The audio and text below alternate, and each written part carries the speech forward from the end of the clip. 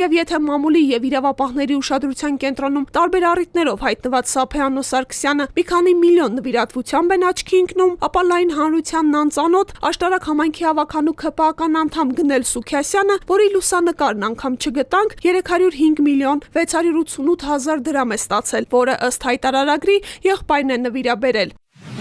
Նրանից հետ չի մնում Աբովյան համայնքի ղեկավարի նախկին տեղակալ Արթուր Մովսիսյանը, որն իր հորից 98 միլիոն դրամ է նվիրատվություն ստացել։ Խնդրահարույց չէ արդյոք նման խոշոր չափերի նվիրատվությունները։ Շատ հաճախ իրականում նվիրատվությունը դա ապօրինի հարստացումը քողարկելու միջոց է։ Այստեղ պետք է խորանալ, հասկանալ, ծնողները օբյեկտիվորեն հարուստ մարդիկ են, որ կարող են իրենց զավակներին նվեր տալ, եթե այդպես է ոչ մի խնդիր չկա։ Բայց